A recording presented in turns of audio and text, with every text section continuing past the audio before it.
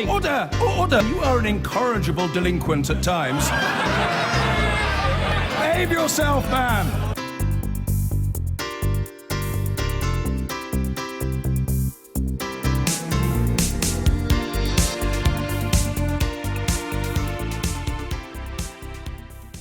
Yesterday, MPs voted to agree on the government's housing and planning bill, which will extend the right to buy to housing association tenants. It was a promise made by the Conservatives during the general election campaign, but didn't find favour on all sides of the House. Let's take a look at the debate.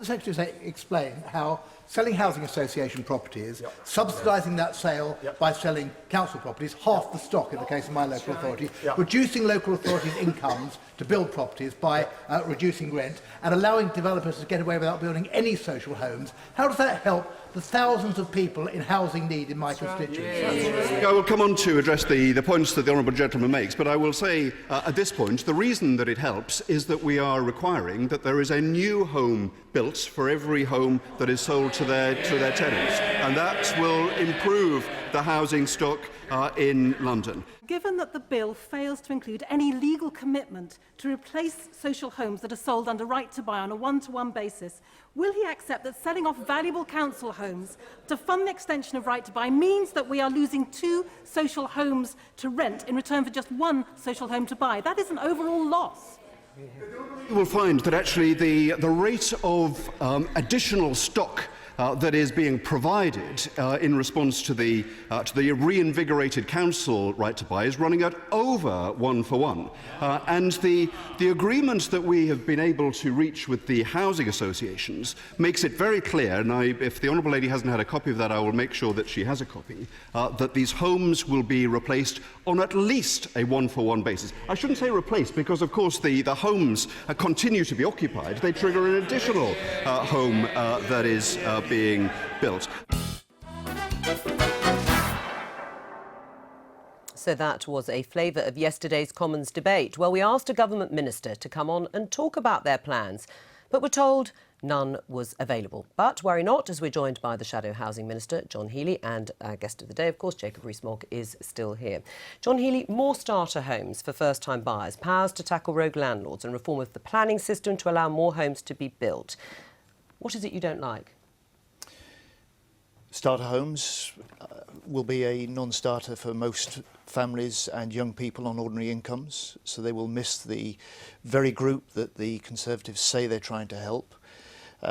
The clampdown on rogue landlords is good as far as it goes, but it's much too little to deal with many of the problems and pressures people have in the private rented sector, and we've got 11 million people now living in the private rented sector, and no mention, of course, in them at all in the Conservative manifesto. So this is a bill that needs to be changed big style as it goes through Parliament if it's going to do the job to help meet the wide housing need that we have in this country for all types of homes for the future. I mean, there is a serious housing crisis in this country. All sides of the House agree with that. Should the focus really be on selling off council homes to fund schemes like extending right to buy? Should it really be about first-time buyers, helping them to buy houses of up to £450,000, which is out of the reach of most people? Selling council homes is a really sensible thing to do.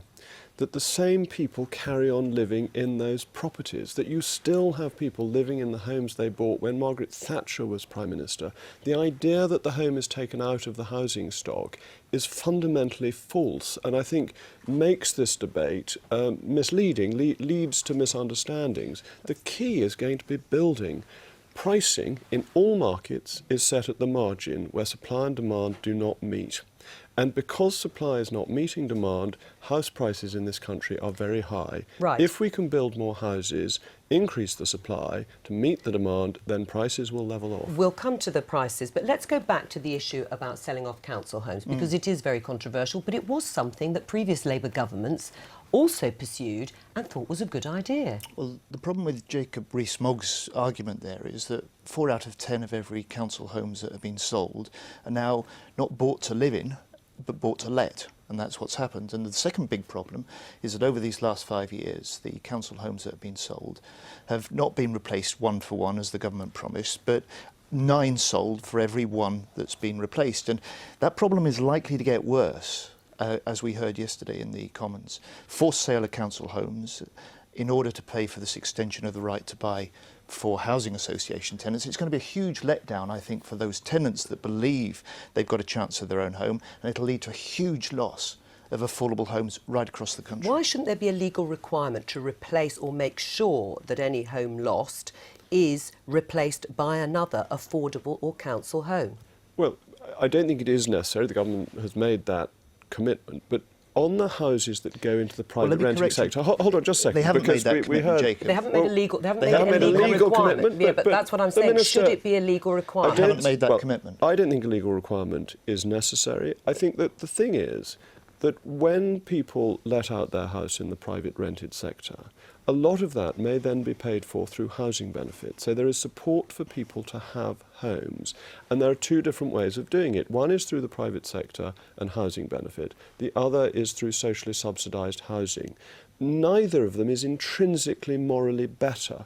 Both provide housing for people. One meets the immediate needs of people, allows for greater mobility, and that's a housing benefit. The other provides greater security of tenure. And I don't think there is a solution that is purely social housing or is purely housing benefit. Well, I think the mix is about right. Well, if we don't want to talk which is better morally, let's at least talk about what's better value for the taxpayer. And it's clear that if you invest public money in building new homes and rent them at a social rented level, you save on housing benefit, you can recycle those benefits, and you stop the housing benefits bill soaring through the roof, which it's done over the last 5 years. It's much better. It's much better value for tenants, much better value for the taxpayers. It's not necessarily better value for money because you're ignoring the sunk cost of the capital investment, which you would expect to get a return on. Governments do have a choice between day-to-day expenditure and capital expenditure, but both have a cost. Right. Can I put to you that there are many Tory MPs, enough probably to make it difficult to get this legislation through, who are very unhappy about this idea of councils being forced to sell off their big, expensive council house properties and using money from that, which isn't necessarily guaranteed to fund more low-cost housing. Boris Johnson being one of them, Heidi Allen another, Mark Field another. The councils should obviously not own high-value properties. This is about providing social housing for people. It's not about owning properties, as Westminster City Council used to do a few hundred yards from here. Smith Square, Great Peter Street were owned by Westminster City Council, multi-million-pound houses nowadays. Well, this is absolutely crazy. Of course they should be sold. What about the private rental sector? I mean, what would you like to see done to help people who are paying expensive rents, paying for it themselves, can't get council housing or some sort of subsidised housing? What should be done? At least 3 things. First of all, you've got to start from the point that our tenants in the private rented sector have a very poor set of rights as consumers. So first of all, there ought to be a standard length of tenancy for 3 years. There ought to be a break on and an agreement about the rent rises through that period, and there ought to be a clear obligation with ways of redress for those people who can't get their landlords to repair the windows, deal with the mould and do the proper job that they should be doing if they're responsible landlords. And do you agree that your government is focusing much more on home ownership than it is on trying to help people pay expensive rent? It's Her Majesty's government, not mine, but never mind. Home ownership is absolutely the key. It should remain the focus of government policy. But on the private rented sector, you have a choice between a flexible one that provides the millions of homes it now does and a highly regulated one. And we have tried all this before. Through the 60s and 70s, we had a very regulated but very small private rented sector.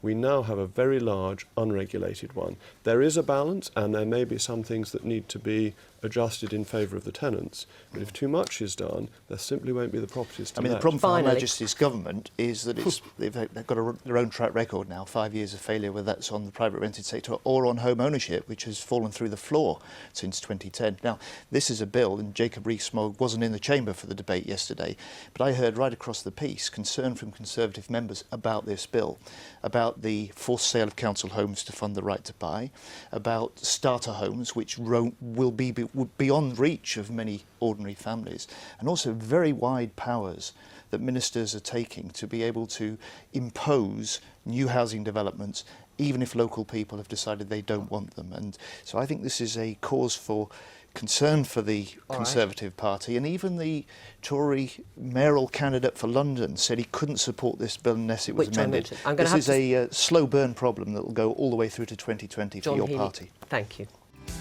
I've been getting away with